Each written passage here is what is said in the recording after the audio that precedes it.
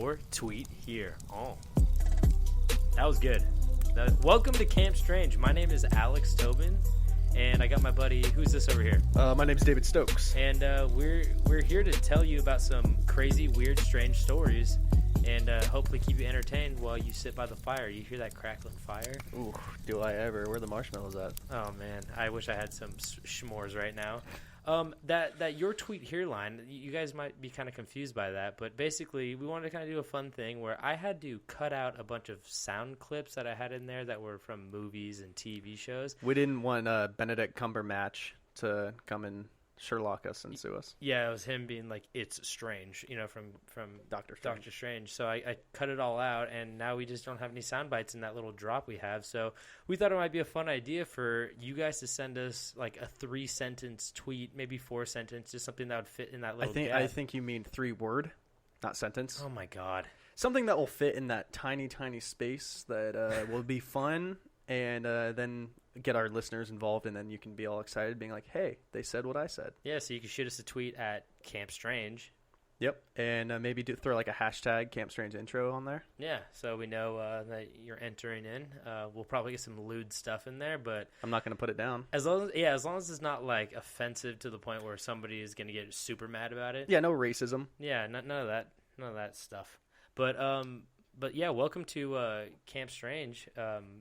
We're here to entertain you and tell you some crazy, creepy, spooky stories. And I think we should tell them about who we are really quick. Yeah, go for it. My name's Alex Tobin. I work in film. I live in LA. I want to be a TV writer one day. A funny comedy TV writer. There's not a long line for that. Not a lot of people trying to do that. No one's trying that right now. Yeah, but I've heard they've had a lot of they've been looking for a lot of actors lately and writers in LA. Yeah, I think we're shortage. We're oversaturated, but I'm from Northern California, a small town called Petaluma, and I just really, really like spooky stuff. I like Halloween's my favorite holiday by far. I've been obsessed. I used to go to Hollywood Video with my mom when I was like 5 years old and take Hellraiser off the shelf and just be like, "Hey, can we get this?" And she'd be like, "What the fuck's wrong with you?" And she'd make me put it back. And then she actually asked the doctor if that was normal. He said I had a clean bill of health. So. David, you tell them something about you over there. Yeah, sure. My name is David Stokes. I was born and raised in Eugene, Oregon. Believe it or not, based on what you're hearing, I do have a degree that has to deal with radio, and I spent a few years in radio doing this stuff, but it was not very fun, and it had no way of making a living through it, so I decided to walk away from that and follow my true passion, which is also filmmaking, and mainly just commercials. Do a lot of commercial work. But yeah, that's just about it from me. I also really love Halloween and spookiness, and I love scary movies.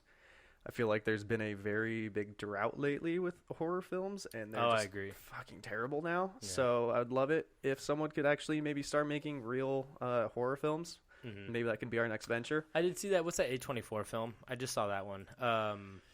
Oh man, the one. Hereditary. That was it. I don't know that one. Oh, it was good. It was really creepy, really weird. Cool. I might have to check that one out. Yeah. Listeners, if you've watched Hereditary, maybe tweet us. Tweet us all the spoilers. No, no spoilers. But yeah, no, if you haven't checked it out, apparently we got a recommendation here, so check that out. Yeah, that A24 makes good stuff. They do make really good stuff. I think like all their films go to like Oscar, they get Oscar buzz and probably win most of the time. I mean, you brought up earlier the whole Halloween thing, and I want to pitch to you my idea with our group of friends. And I think it would be great if we all got together and we did a group costume. Oh, okay. Do you have an idea in mind? I have a great idea. I think we should all be juggalos. Oh my fucking god. No? I mean, maybe. Hey, that's a lot of face paint. I talked to our buddy Jared, and Jared said he would be open to getting cornrows. Oh my god! Well, he has long hair. He does, but if that's not a good enough reason for everybody to get on board, I don't know what is. So, if you guys don't know what a juggalo is, there's a rap group from Detroit, Michigan called Insane Clown Posse. You might have seen them before. They have black and white face paint, and they like clowns. Like clowns. They dress up like clowns. They say things like "whoop whoop." And they spray Faygo soda all over each other, but it's. I don't want to, judge on anybody who's a juggalo. Oh no, I've met juggalos. There can be nice people out there, but I think it would just be a lot of fun, and it'd be an easy costume for everybody to get dressed up as. If you really want to get what a juggalo is, just YouTube like Juggalo documentary on YouTube, and there's tons of them. They're really crazy and really fun to watch. But I mean, I think that's enough about us, you know. I mean, that's a great. Juggalos. That's a great idea, though. I think we might actually, as long as somebody's got some good stylized painting down, face painting. Yeah. So I'm down. Yeah. Get a whoop whoop. Whoop whoop. Get a whoop whoop from me. Whoop whoop. I guess we should just jump into the stories, right? Yeah, I mean, if that's what you're trying to do, let's do it. Is that what you're trying to do? Yeah, let's do I feel it. like we're both trying to do that right now. Let's just do it. Are you guys ready? Oh, they're not responding. Oh, that's right. Anyway. Okay. So first of all, I want to say, like we were saying earlier, our topics are going to vary from week to week. You know, sometimes there won't be really a topic or anything like that. And hopefully we'll get some guests in. I know my mother showed interest when I talked to her earlier on the phone. That's cool. And so we might get good old Chody on here. Her name's Jody. Her name's Jody. We call call her Chody. Chody. We're loving children. You love your mom. I get most of my personality from my mom. But so today we decided for our first episode we should do a little hometown love, and we're gonna bring you some creepy stories. Not only because it's where we're from, but it's most likely some things that you don't know about, and I feel like that's just gonna be a lot of fun for listeners. Yeah. So I guess I'll start. Yeah, get at it. Like I said, I'm from a small town in Northern California called Petaluma. It's about 40 miles north of San Francisco, and at the edge of the Petaluma River, directly off Highway 101, lies a little piece of land called, quote unquote, the most haunted place in Sonoma County. Yeah. Also known as Haystack Landing. Oh. Yeah. I mean, I like that name. I think it has a great ring to it. But I've heard of it ever since I was like really young. It's kind of had like a little bit of a reputation. You've heard of the town itself, you mean, or like you mean like you've heard of like the dastardly tales? I've heard of the town I've lived in. What? No, it's a little piece of land off the river. Oh, okay. So it's like a 160 acre plot of land or something like that. Okay. But the tiny little spot is the haunted part. I might also add that we are not filling each other in very much on each other's stories, so it's a more of a genuine response. So if we are asking stupid questions that seem obvious, it's because we actually don't know anything about each other's stories. Yeah, true. But basically, before settlers laid claim to the land, we have a lot of like local Native American. That's where a lot of the names come from. Petaluma actually means hilly backside, which is Damn, girl, you got a Petaluma. I knew you were gonna say that. I knew it. But is that like people from Idaho hearing Idaho? Yeah, probably. Okay. I mean, no one even knows Petaluma is actually like it's Miwok for hilly backside. But not a lot of people even know that in the first place. People even live in the town.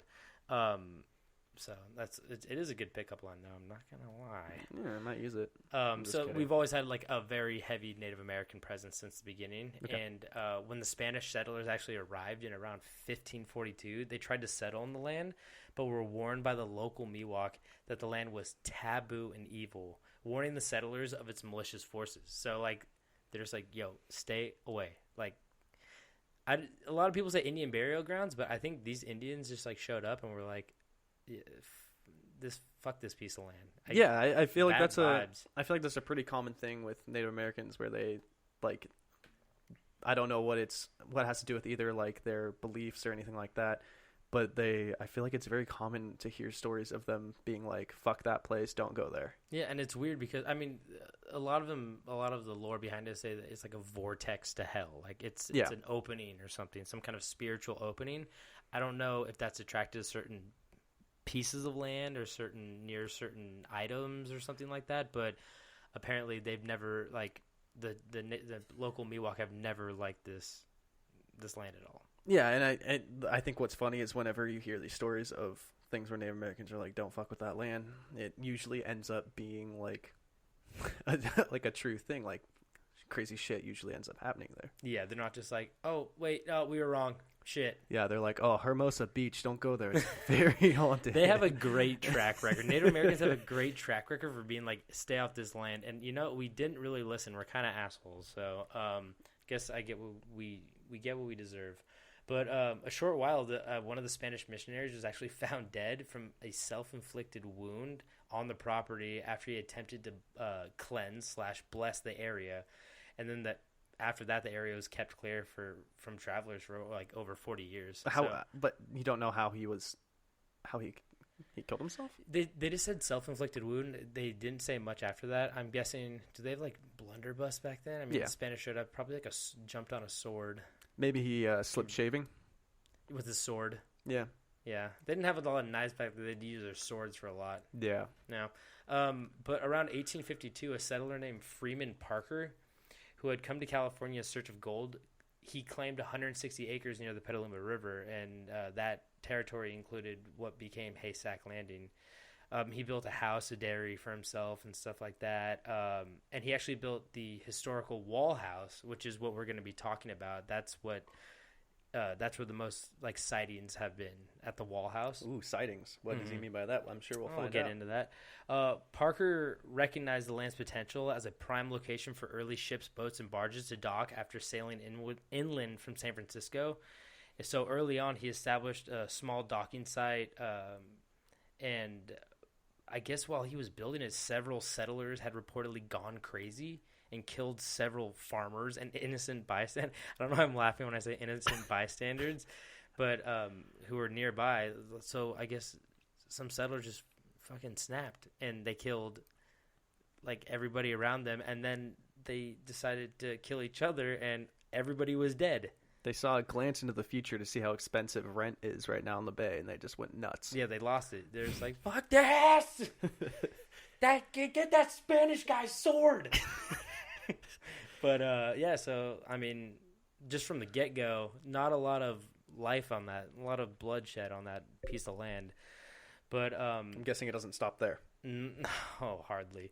But as travelers and settlers passed through the small area of land, reports flooded in of encountering eerie apparitions, strange smells and sounds, and a foreboding sick feeling. So just like basically a hospital. So even with the ongoing reports of terrifying phenomena, the site continued to grow, and in 1853, a mysterious gentleman known as Mr. Ruddiville. I'm having a hard time with that. I can't say the spelling, but let's just go with the Ruddiville. Yeah, it's close enough. He built a bunch of storage sheds and barns and formal docking facilities for boats and ferries to dock, because basically what they were doing is they're bringing in boats from San Francisco. Yeah. They'd bring them into that dock, and then they would unload them onto smaller boats to travel like up the river further. Yeah, they'd branch out. Yeah, exactly. Okay. So this was kind of like a little docking area. And due to the great number of agricultural materials like hay and grain being shipped from Petaluma itself, we also had like a bunch of eggs and whatnot. That's what we're like the town's known for. Like it used to be the egg capital of the world. Ouch. Yeah. What do you mean ouch? Like that's not. I'm not a big egg guy. Eggs. Everybody likes eggs. Ugh. Okay. Ugh. But actually, just from like shipping the hay and the grain, that's how it actually got the name Haystack Landing. And shortly after the finished construction of the site, Mr. Ruddiville, he disappeared, never to be seen again. Hey, I'm Mr. Ruddiville. I'm Mr. Ruddiville. You guys never want to see me again? No. All right, I'm going to go this way. I'm going to go dig a hole and climb in it. Hope you don't come checking. So that's what he did. He disappeared, never to be seen again. I mean, there's a lot of speculation around that, too, because I feel like that's what you do after you're done building something. Yeah, you go and build something else somewhere else. He's like, see you guys, and then he, like, disappeared the next day, and they're just like, what happened to Ruddiville? You're like, oh, my God. He just, like, wasn't impressionable. Like, could he be doing what he did here? They, like, didn't give a shit that he left at all. Good riddance. They're like, see, dude. But, yeah, so he disappeared out of nowhere. And a variety of strange encounters occurred on a regular basis for the next 30 years, ranging from unexplained deaths, bizarre illness, and being physically accosted by evil spirits. Yeah. Not just mental. You know, they got that. They got them some muscle. These ghosts got some muscle. And here are some of the actual tragic and mysterious events that occurred. And some of these, I looked up a lot of these, and I wanted to like double check. Some of them I couldn't find much information on, and some of them I actually proved to be like, holy shit, that's the one I thought was the least true, and it turned out to be the most true. Well, you know, I feel like we're going to run into a lot of that, reporting these that's true. These ghost stories, because we're going to run into a lot of people, you know, saying this happened, but there's really not much proof. And yeah. And especially when you're dealing with, when was this again? Like 1853. Yeah, it was a while ago. They didn't have MySpace then. Records weren't sound, and also a lot of the stuff is just like one guy in a room and he heard something crazy or he saw something. But I feel like a lot of deaths and stuff like that, historical deaths, I feel like there would be a lot more likely to be records of that, but also they don't keep records that sound, so but here's the list of events that have happened on Haystack Landing site. Okay. Feed them to me. A steam train used to push and pull carts back and forth from the river's edge exploded on its maiden journey, killing 30 men in the process and almost completely destroying the train itself. So, is a maiden journey its first go? That's what I was. Yeah, I think so. Yeah, I think so. So like they would just shove a bunch of shit in the train, bring it over to the dock, and yeah. boom goes the dynamite. Wow. Boom goes the hay. Yeah, there you go.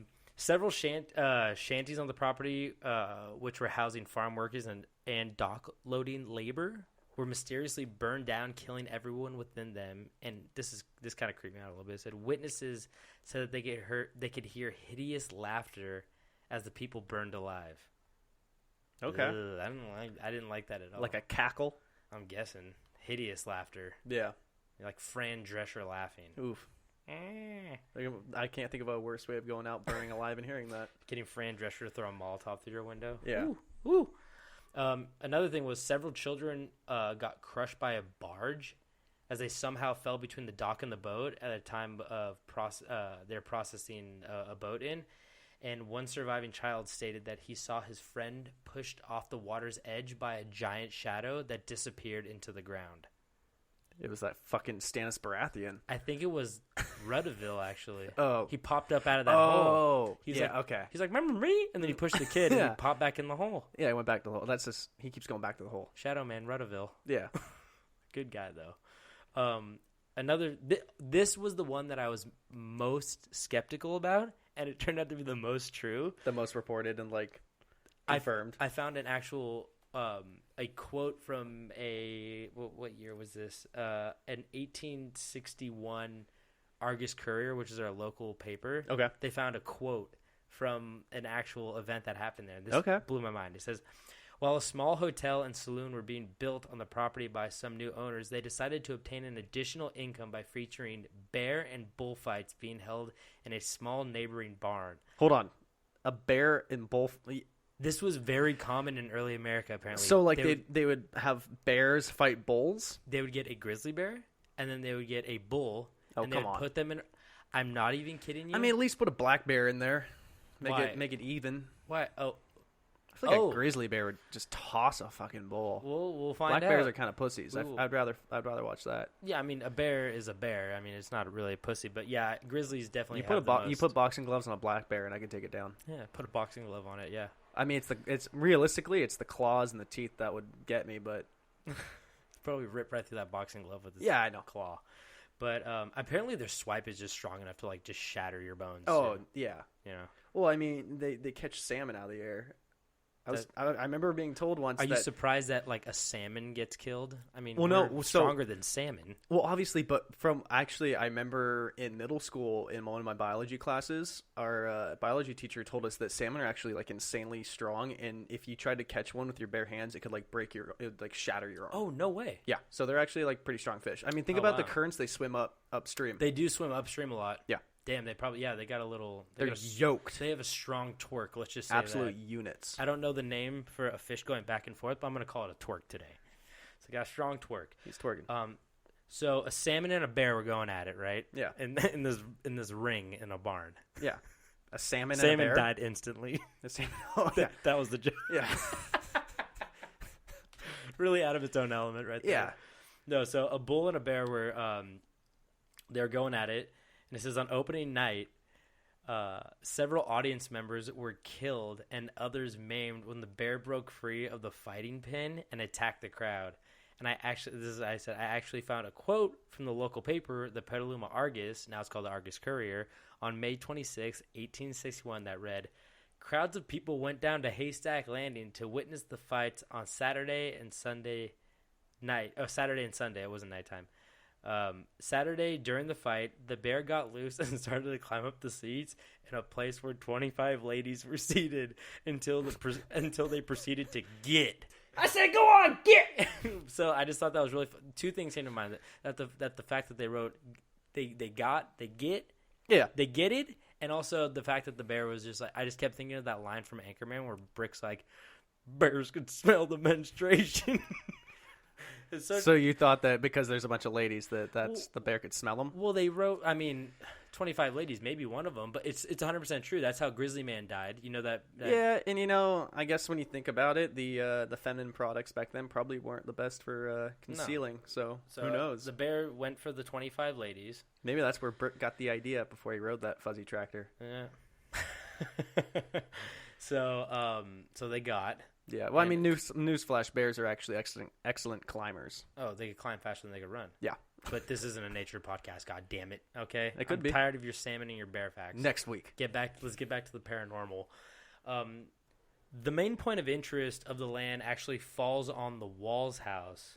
It's a large 2-story white house, which was sold to David Walls in the 1800s. He was just like a regular, I think, just like farmer dude who's like, yo, I like this house. That was my question. Was it named after someone named Walls, or was it just like the house was just like a bunch of fucking walls? I mean, every house is a bunch of walls, scary. But just had like no ceiling, no doors. It's not like the Winchester no windows. No, it's not that weird. It's just like a regular house, but his last name is Walls. So that is a good question though, because the Walls house sounds like it's not like obviously a name. It's also like a thing. They're like, it has more walls than a normal house. Like, so many walls, you don't even know what to do with them. So like a mansion? I hope you like art, because you're going to need a lot of art to cover these walls. The tiniest goddamn doorways you've ever seen in your life. Good luck getting in or out of this bitch. So it says, the Walls family owned the house until the 1940s, actually, so it stayed within the family. That's pretty recent. Until David himself was killed on the land. And I read that the entire family died in a boating accident, when a ship was coming into port, which I initially thought was just like a convenient thing to say, oh, the whole family died. But I guess David actually was killed at Haystack Landing, in a freak accident. I couldn't find what actually killed him, but I have reason to believe that his family might have actually died in that barge accident. Cause they're just dead. There's a lot of heavy equipment around that land and stuff like that, when they're operating. So I wouldn't be surprised if some shit like that happened. Yeah, water's dangerous. But renters continued to live in the house until the 1970s, actually. But then it fell into greater and greater despair and became a haven for squatters, actually. So there just became a bunch of homeless guys living there. Yeah. And in the 70s, police found a large amount of dead squatters in the house. Some died of drug overdoses. One man was said to be found hanging from the rafters. His arms and legs were broken. And some have been found with unknown cases of death and having mysterious carvings on them. Yeah, that's fucked. They don't know if it's them who did it to themselves or other people did it to them. Which, regardless, it's fucking creepy. But to this day, actually, there's still a problem with homeless people dying on the land.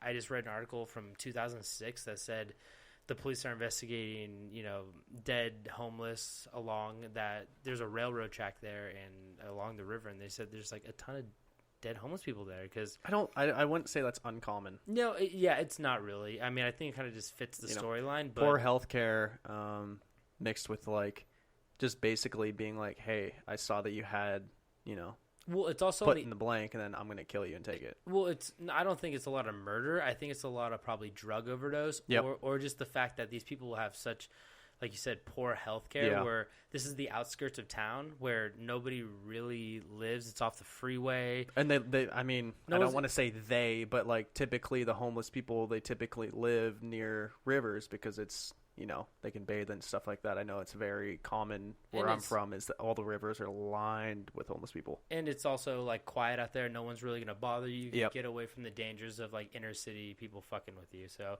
I get why they're out there. And sometimes shit happens, whether it be another guy killing you or just you overdosing or natural causes. So it is kind of scary though. People have actually said while looking at the house, the Walls house, that they see dark figures and skulls in the windows as well as feeling an overwhelming sense of dread and sadness, which is a very common thing for haunted locations. Everyone's like, anybody that's alive right now.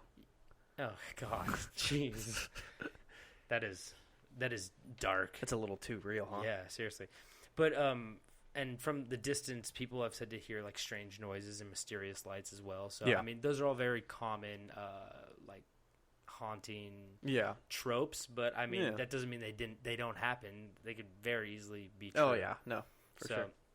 But the big story that surrounds the Walls house is known as the incident at Haystack Landing, which was a Blair Witch-style film created to cover the hauntings at the site. In October of 1995, a professor of parapsychology from a Northern California university brought 4 students and 2 graduate students to investigate the long history of unusual ghostly reports of the house before it was scheduled for demolition. Wait, so colleges actually like teach this?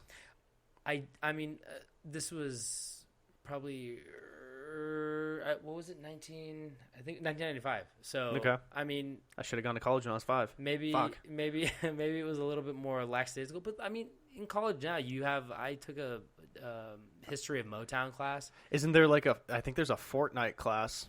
Shut the fuck up. No, I'm not joking. Ah, Jesus. At my alma mater, University of Idaho, go Vandals, they had a Pokemon Go fucking class at one point. That doesn't even make sense. No, it doesn't.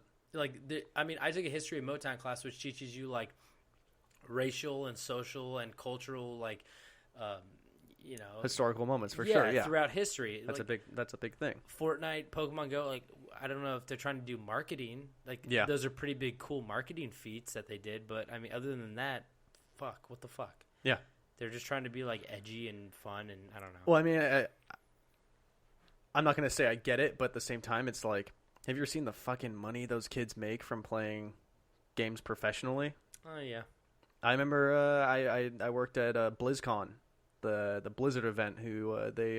So they're training you at these. They're training you at these colleges. I would assume so. They go over like, I don't know, tactics. I don't fucking know, but okay, that's interesting. I mean, I don't want to sound like a grumpy old man who's like, oh no. We both love ourselves some video games, but yeah, no, I remember just like hearing about how much money professional gamers make, and a big part of the BlizzCon that I worked at was the Overwatch like championships, and like they were talking about how much money those kids made, and I mean they're living in mansions. They have chefs who cook them meals. They have trainers that make sure they're not just sitting at the computer all day. But and like, you don't need to go to college for that. No, not at all. Not at all, but there is money to be made, is what I'm trying to say. Yeah, true, I guess, but it's also like any profession that you can make money in, there's a school teaching that somewhere. Yeah, but it just seems like it's more of like a habitual thing where if you do it long enough, you'll become good at it. And it's not like an educational thing where you pay a lot of money for somebody who's smarter than you to teach you about something you didn't know. Like, I'm sorry, but you could just become good at Fortnite War if tactics. You watch YouTube videos. Yeah. You know, fucking dumb. Well, shit, man, you can do anything on YouTube videos these days. That's true. That's what I've learned. If something's broken and I gotta fix it, just fucking YouTube that. You could fix anything, a car. Anyway, let's jump back to this. So Northern California University brought 4 students, 2 graduate students, to investigate a long history of unusual ghostly reports of the house before it was scheduled for demolition. The professor and 5 of the 6 students were viciously assaulted and attacked by unknown persons or phenomena, while the 6th graduate student was picking up additional equipment. So he basically showed up, and they are all like, I don't think they were killed. I don't think anybody was killed, but they were all like fucked up and like hurt really bad. Okay. So no fatalities, but just injuries. I don't believe so. Okay.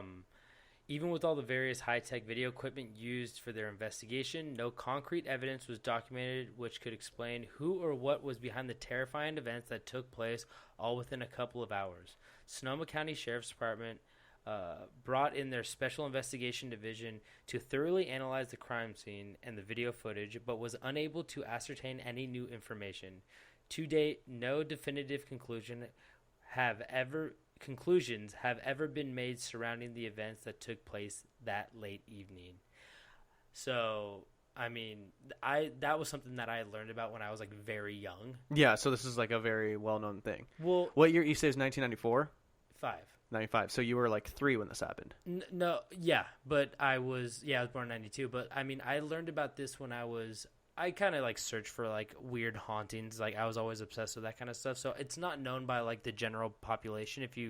I feel like if you talk to people around that area, you'd be like Haystack Landing, high school kids would probably be like, oh, totally. We used to go out there and just like get scared and blah, blah, blah. Yeah. But kids my age, I don't think the majority of them would know of that location, because I personally have looked for the film every couple of years for about like 10 years, hoping it would surface online, but the movie still nothing. Never surfaced. Who can we with this? Who can we tweet? They said they dropped a producer's name on some of the sites that I went on, so maybe we could check that out. And they said I think we should try to call him up right now and talk to him. They said that professor from the Northern California University, I forget his name, they said that he's actually teaching at UCLA now. Oh, we could hunt him down. So we could try to check that out.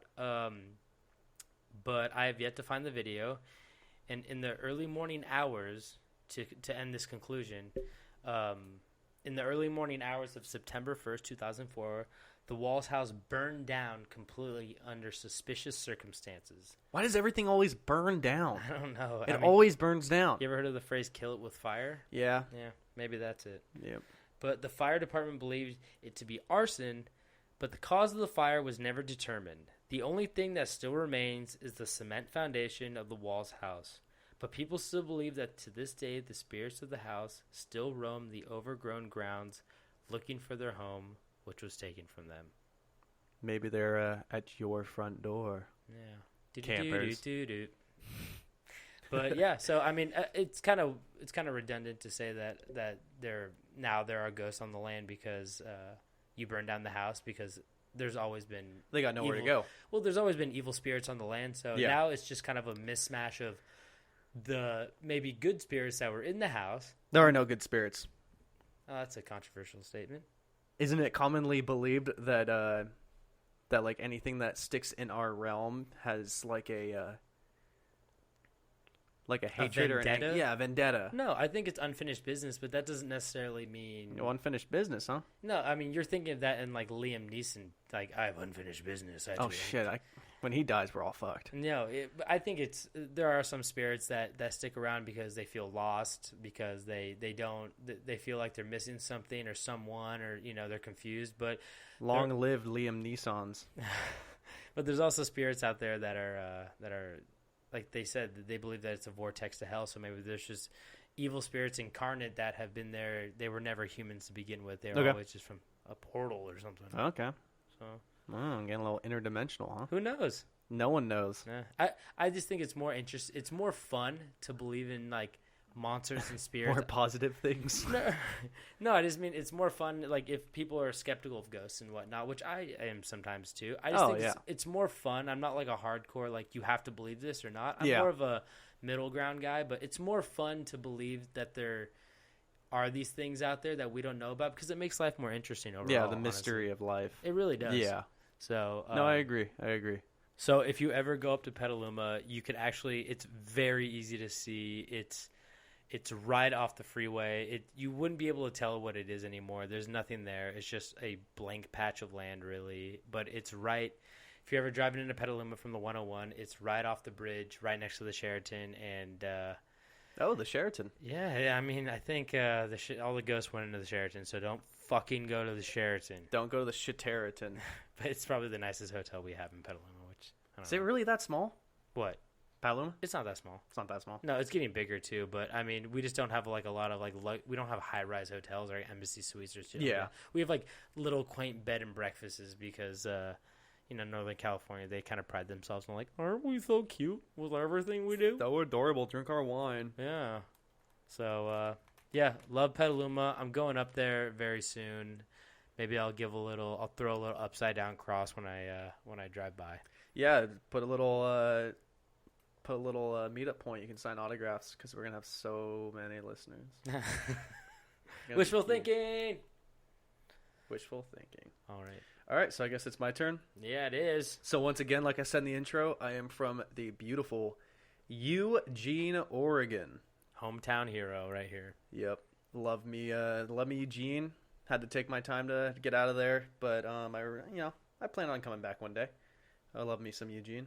I'm actually going back in 2 weeks for a wedding, which should be a lot of fun to see the family. Oh, and that's everything. fun. Yeah. Seems nice. My roommate Kyle, who is David's friend from It's our mutual friend. That's how we know each other. yeah, his friend from high school. He's also from Eugene, and he keeps telling me to come up, and We should do a trip. I've been really I've actually really wanted to because it looks really cool and nice, and It's not a bad drive from LA. It's long, but it's not bad. I usually do it in one. if you have people one in the take. car. Yeah. No, it's fun. Get a good podcast. I heard there's a new one coming out that's really good. Woot woot, where my juggalos at? Woo woo. Hell yeah. Yeah. Ninja. That's what they call Ninja. each other too. Ninjas. Ninjas. Which is like very, you know what they're skating on. Yeah, you know where they're going with that one. Very thin ice. But hey, It's Detroit, and the ice there is thick, and they're on the thin ice. they're on the thin part. And they're 50 pounds overweight, so you know they're gonna fall through. They're about to fall through. All right, so like I was saying, I'm from Eugene, Oregon. Once upon a time, I attended an elementary school, which at the time it was called Fox Hollow. That's kind of creepy name, like Sleepy Hollow. Yeah, a little I like bit. it. So Fox Hollow was a French immersion school. No way. Yes, which honestly produced some of the smartest people I've known. Like a lot of the kids I grew up with, like went off to Humble brag. Ivy Jeez. League schools. Oh, I'll get there. I'm not Okay. bragging about nothing. We got buddies that are like doctors, like lawyers, and all that shit. And unfortunately, there were kids like me who got kicked out, held back in third grade, because I didn't take the time to learn the French, and it just wasn't my thing. Thanks, Mom and Dad. But let's not talk about my failures. All I have to say is "Viva la Resistance." You know. Yeah. Bonjour, je m'appelle David. That's all I remember from 3 Wow. years. Yeah. I took 2 years of Spanish. I don't know much. There you go. I'm really good at sign language. Yeah, you are. You are really good. Show the listeners. Yeah, I'm talking Holy right now. shit! I'm talking right now, but you just Don't grab me there. Hey, maybe we'll start a sign language podcast. I'll get a lot of listeners. Yeah, that's fun. So when I attended this school, I had a friend who's like my counterpart here. His name was Alex, and yeah, I'm not gonna say any last names. And It's not but me. his mother was a teacher there, Okay. and so Alex and I spent a lot of time. Like, he's one of my best friends in my childhood and stuff, and so we would spend a lot of time hanging out after school and stuff. I had 2 older siblings, so my parents were pretty, they had their hands. I'm not gonna say I was neglected or anything like that, but it was pretty common for me to be hanging out with friends after school and stuff. Yeah. And so Alex and I would hang out a lot on like the playground after school as Mom was grading papers and everything. And so the playground, it existed on a very like fine line of like, hey, this is a kid's playground. And the other half was this huge land of woods, massive land of woods. Oh, that's not okay. Yeah, and That's where people go missing. Did you know that? yeah, yeah. So in our times that Alex and I'd be hanging out, we'd play around the playground and stuff like that. We would occasionally, with no one supervising us, venture off into the woods like anybody who was 8. Did I mention that's where people go missing? You did mention that. And so Alex and I we'd go that. messing around. Typically we'd just find like empty beer cans and go hit them with sipping sticks. them? Oh, okay. No, we'd smack them with sticks and stuff. Things 8-year-olds would do. Yeah. And Get some tetanus. Touch the can. touch the cans, Get a nice deep cut. feel the cans, and so we would venture around. We'd explore a lot, and given that this was 20 years ago, and I was 8 years old, give or take. I'm not exactly sure how old I was. I actually had to Google what the average age for a third grader was, and it's about 8 to 9 years old. I don't know. Did you? I did Google that. You're on a list. I did. Don't I am Google on that. plenty of lists. And so I vividly remember one time we were in the woods and we found like a broken down tent and sleeping bags and stuff, and we went inside the the tent. Oh god. Yeah, Okay. terrible idea. No, wait. Did you? And Did you go inside this? We went inside the sleeping bags and we played night crawlers. No, you didn't. We played night crawlers until the sun rose. And, That's no. no. fuck We you. didn't go inside the sleeping bags, but within the tent. And I swear to God, I remember finding bones. Like chicken bones. They were bigger bones. So in a big KFC. Bucket? I'm not gonna say that. I'm not gonna sit here and tell you that we found human remains. Mm-hmm. But they were probably like deer or something like that, but they were definitely not like chicken bones. Like they were, a foot long. They're large. And there's a lot of deer in Oregon, so there's a good chance maybe a wounded deer, went in there and died. I don't know. Oh, maybe a guy killed it. Exactly. Maybe someone killed it, pulled it in there. I don't know. I don't remember. It's 20 years ago. I was an 8-year-old. But I vividly remember finding bones and running back to the, can you call an elementary school campus? Yeah. Okay. We ran back and, we told his mom, and like any like realistic mother of an 8-year-old and their friend was just kind of like, oh yeah, sure. Okay. You bring a bone? We did not bring a bone. We didn't touch the bones. Oh, that's We didn't want to touch the bones. And I wouldn't want to touch the bone. I wouldn't touch the bone.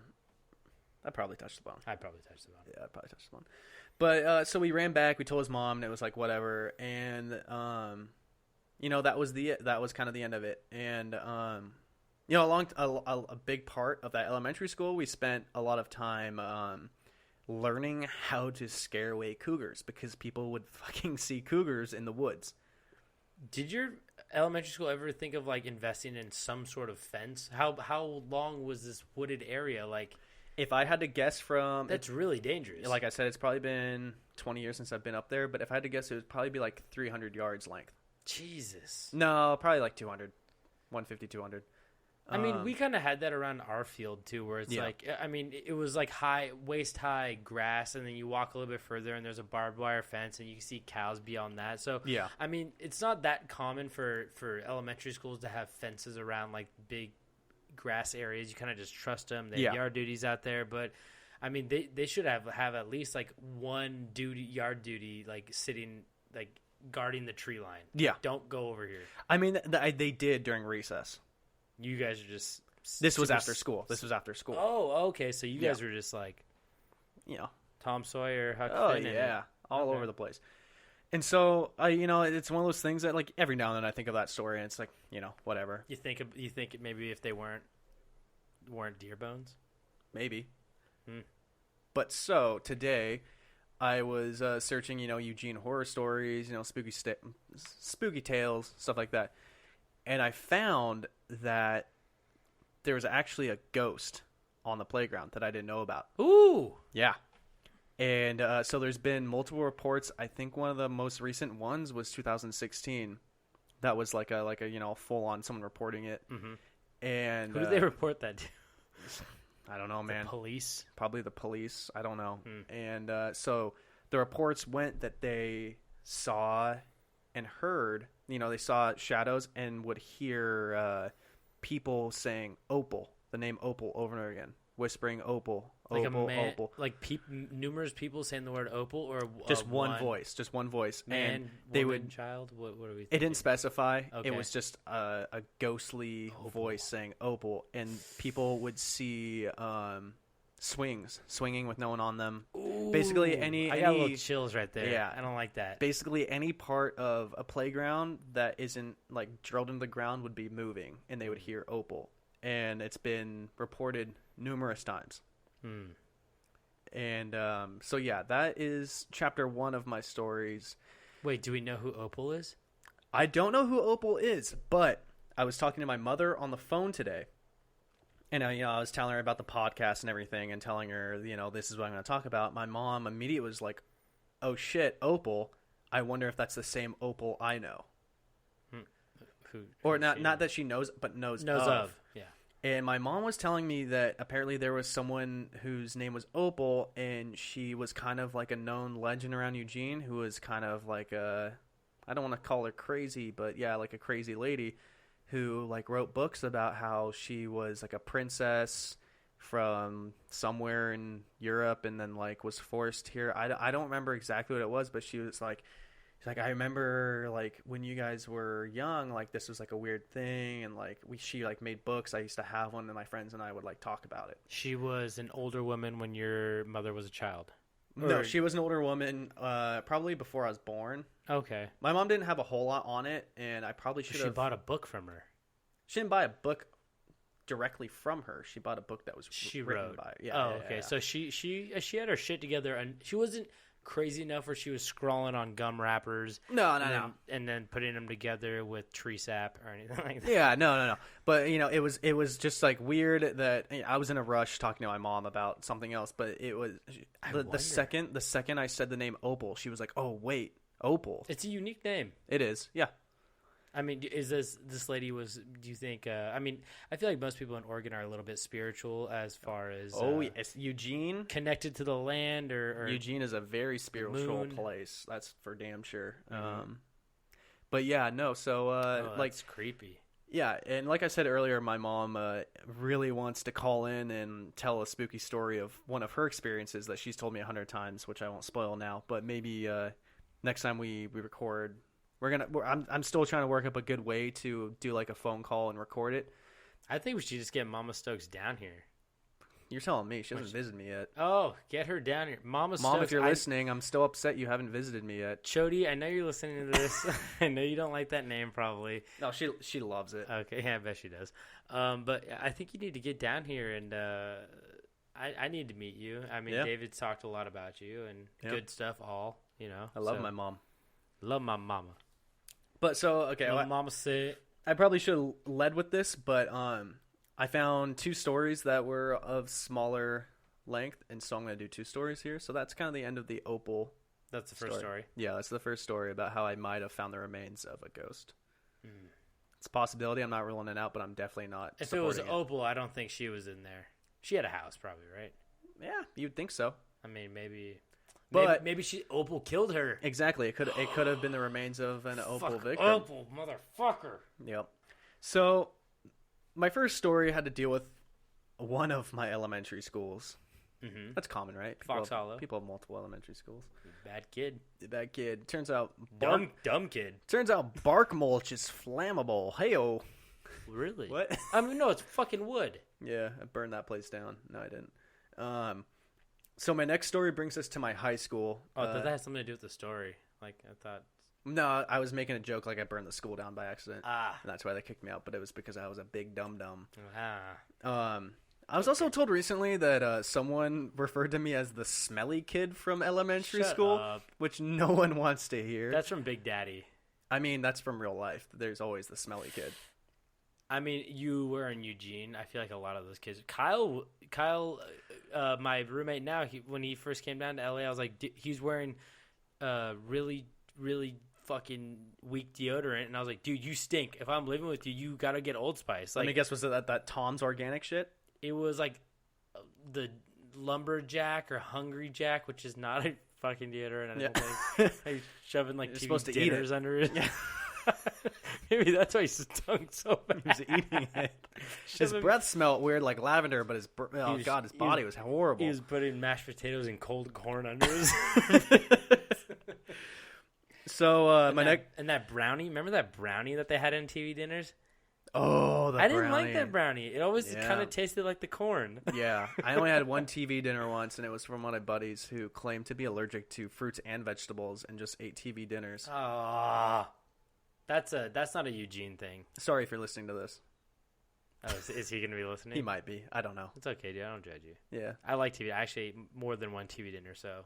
I had a miserable time eating it. So my next story goes with another school that I attended. One that we would refer to as the Purple Prison. So I went to... Love it already. Yes. I went to South Eugene High School, which was formerly known as Eugene High School when the accident took place. And the reason why I called it Purple Prison was because I'm pretty sure the architect designed prisons and then was like, hey, I'm going to try a school. And the whole building was purple. Soothing. It's a soothing color. And another fun fact is the high school is actually a quarter-mile long at one point. Whoa. Yeah, one of the hallways is a quarter-mile long. It's one of the longest high schools in the nation. That's creepy in itself.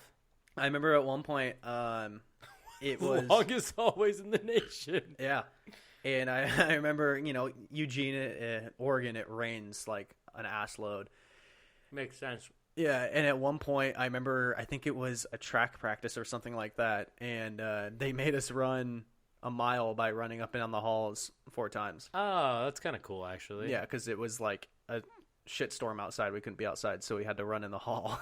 all California schools, we don't even have like literally every campus is outside. We don't have lockers. Or I don't want to speak for everybody, but my school didn't have lockers. It was mainly outside. We had a couple of overhangs, and yeah, we never had to deal with any rain or anything like that. Yeah, no, rain was great, man. So you're at Purple Prison. Yeah, so when this incident took place, it was known as Eugene High School. It was 1958, and early in the school day, I believe they said it was around like 10 a.m. Mm-hmm. They're students in a theater class. What year was this? 1958.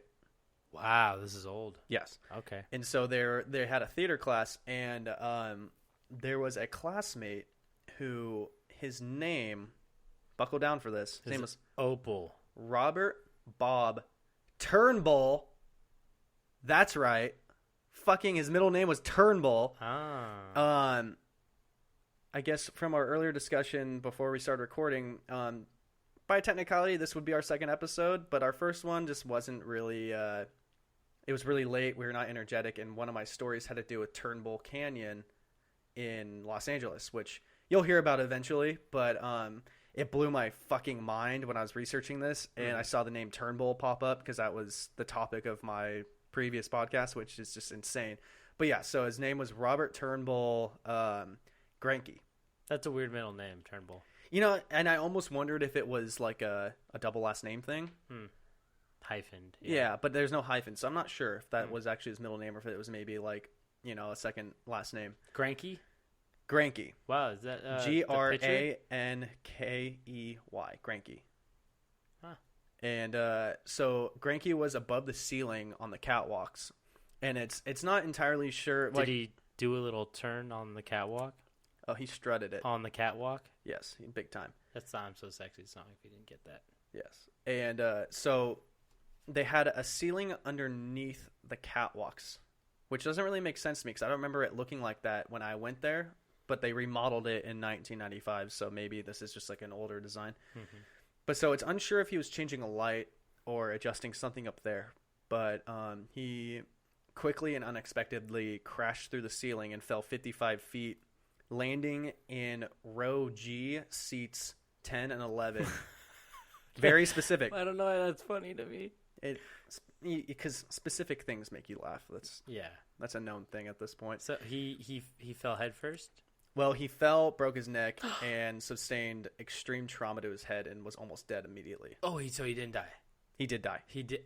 He died almost immediately. Shit. And it was all witnessed by 30 other students. That's worse that he didn't die immediately. Well, I mean, like, it might have been within, like, seconds. Oh, fuck. You know, it didn't tell me exactly how quickly he died. Like, he wasn't like, sitting there telling people, like, tell my mother. Yeah. Yeah, but, so, and he was 16 years old at the time. Ah, poor guy. Yeah. That's awful. It was a horrific time for the school, but it doesn't end there. It's not exactly when, but around the 1970s, bizarre things started happening around the theater. Like unexplained pianos being played late at night that like security janitors would like hear. They'd run into the auditorium, the theater, and there's just like no one, all the doors locked, no one there. The piano is like playing. The second they get it, stops. Fuck that. Is there anything creepier than like a lone piano? Just pianos are creepy. Room? It's a creepy instrument. If a ghost just started like playing a flute, it'd be funny, right? Yeah, a little piccolo. Yeah, like that'd be funny. Piano. Yeah, where's that coming from? You know. Yeah, it's just a good time when someone breaks out a flute, but like piano, it's like a little dreary, a little sad, a little And people also I guess they also witnessed like laughter coming from the catwalk up there, and a lot of unexplained like light flickering, electrical mishaps in general happening all the time, and it kind of just went on for a long time. It wasn't until 1994. Which I said earlier, they remodeled the theater.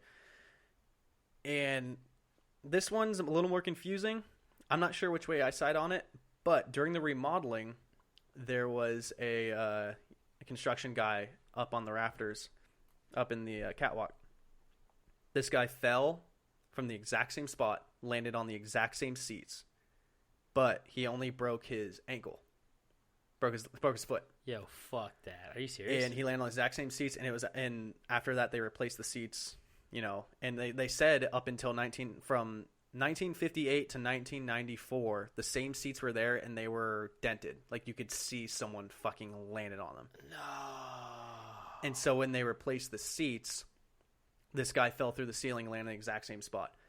And so people like to argue whether or not, the coworker or the construction worker might have fallen due to this. Maybe, who knows? Maybe there's the same issue that led the kid to fall. Like maybe there's a loose bar up there. Yeah, so when you step, it like tilts and you lose your weight. Yeah. Something like that. And then people also argue that the chairs themselves. Did Granke push the guy? Oh, shit. Or... Ooh, I got kind of chills right there. Or... Granke. Did Granke try to help the guy, leading to just a broken foot and not a broken neck and busted skull? Oh, I got chills, but I feel it's like a better way now. You don't know. You don't know if it's like he's out there like pushing people or like trying to help people. That's nice. Ghost hand Granke, reaching down, trying to help the dude. I honestly think they should do the whole hotel thing where you skip the 13th floor. Is it 13th? Yeah, 13th. Yeah, why don't they just skip those two? Like G and H were the ones that were just G 11, 10. Just G. Skip 11 and 10. Yeah. Leave it open. Maybe put a projector or some bullshit. Yeah. Relabel the seats and in honor of Granke, Turnbull Granke. So. Yeah. Well, so that was 1994. Wow. And from the 6 years that I went to that high school, I'm kidding. I can't assume anything now. No, I only went. Did you double major in high school? Double major in high school. From the times I went to that high school, I believe I attended maybe like 3 or 4 plays or something like that, and at least 2 of them I witnessed, like the displays. You're in a play and they've got like the fake house. Yeah. Or like, it's Romeo and Juliet. They got the fake little... The wood cutout. Yeah. I witnessed at least 2 of those just fall over. So I think the real question is your school so fucking incompetent that they have to blame everything on ghosts? No, man. We my high school was like one of the top in the state of Oregon, for sure. Good kids come from that. That's why our fucking athletic program was garbage. But, I witnessed myself, like, things randomly falling over with, like, no one by them, behind them, or anything like that. They interviewed a teacher, and it said that he was the current teacher. I didn't see the date on it. I don't recognize the teacher's name because I didn't take theater or anything like that. And he said that it said that he had been teaching there for like 14, 15 years, and he was like, yeah, like sometimes you hear weird laughter, and he's like he gets the most upset when you play heavy metal music. Oh, what? He says when heavy metal music was being played in the auditorium, the lights would either turn off, flicker, or the music would just stop and they couldn't get the music to start again. 1958, man, they were not down with Slayer. I was about to say, you kids and your loud rock music. Like, that's exactly, I think, what he's trying to say. Is I don't like that shit. Or his mother was a termite. Termite? You don't know about that? Termites? I guess that'd be the opposite. Oh, you could draw out termites with heavy metal music? Well, heavy metal music makes termites, like, eat faster. You think because of the vibrations? I don't know. Yeah, probably. Anyway, we're going back into the nature show. Yeah, nature show. But damn, Robbie Bob Granke. Robbie Bull Granke, huh? Yeah. I said Robbie Bob, but I mean Robbie Bob Bull Granke. Yeah. Damn. I mean, he sounds like a misfortunate guy who I like to think that he was reaching out and trying to help him with only giving him a little broken ankle, Yeah. Man, crazy stuff. I don't think my elementary school was fairly new. My high school I don't think had much of a history to it, but that is very, very cool. I like that. Yeah. So those were my 2 strange, ghostly stories from facilities I got an education from. Wow. A great education. Eugene. Led me great places, like sitting right here, sweating in your apartment because it is unbearably hot. This is how we are now. This is us. This is Los Angeles. Yep. Okay, well, I think that really concludes our first episode. And before we leave, I mean, I think we want to just tell you guys some information about the cast. I mean, just so you know, this is August 24th. I forgot what month it was for a second. This is August 24th, and this is the release of our very first episode. And what we plan to do is release every Friday. So from now on, check your local podcast app. Well, I mean, if once you subscribe to our beautiful entertainment, it should just let you know when our stuff comes out. But if we have any new listeners that are like, hey, maybe I'll get an hour a week, look out for us on Fridays. Yeah, and check your local podcast app. Like I said, I mean, we're going to be uploading to iTunes. What is it called? What is that thing called? We're trying to hit all platforms. Yeah, iTunes, Spotify, the Apple Podcast app, the Spotify, Stitcher, everything like that. And if you guys could leave us a review, that would be greatly appreciated, because I think that gets us out to more audience members and whatnot. Yeah, and if you want to suggest us to friends, we'd appreciate that for sure. Yeah, and don't forget to send us some Twitter stuff. Oh, and also if you go to campstrange.com, we have all of our links to our Instagram, Facebook, and Twitter.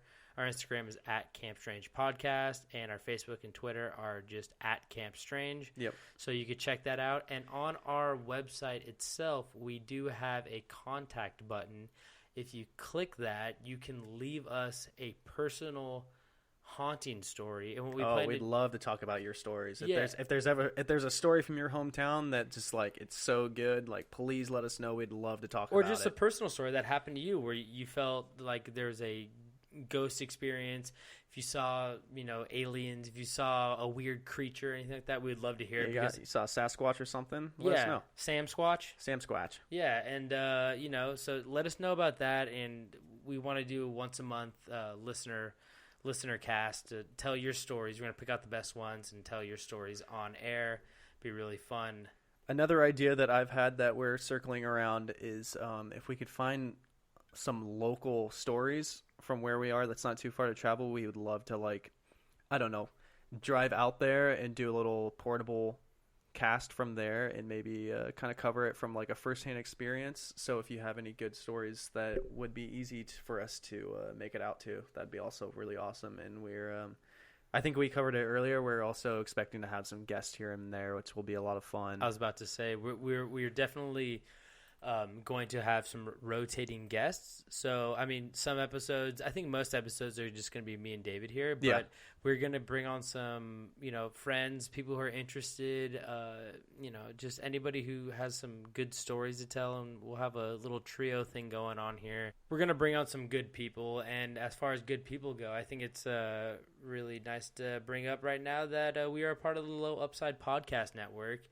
If you go to lowupside.com, you could check out some podcasts. A bunch of our buddies, they have numerous podcasts out, everything from, movies to food, and they're sports.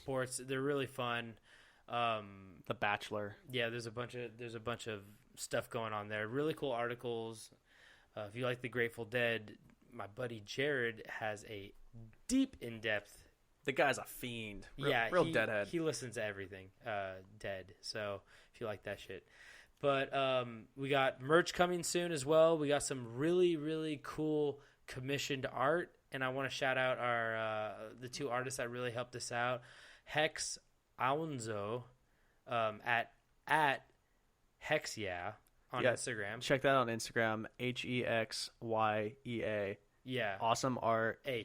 YEAH. The thing he did for us is just awesome. Yeah, it's really cool. And then also Sean Maldigian, I probably butchered that, but he also did some amazing artwork for us, and you can find him on Instagram at horror_meets_music. Both of these guys have amazing artwork. It's awesome stuff, and they have merch stores themselves. You can go out and check. They've got some cool shirts and stuff that you can support. Mm-hmm.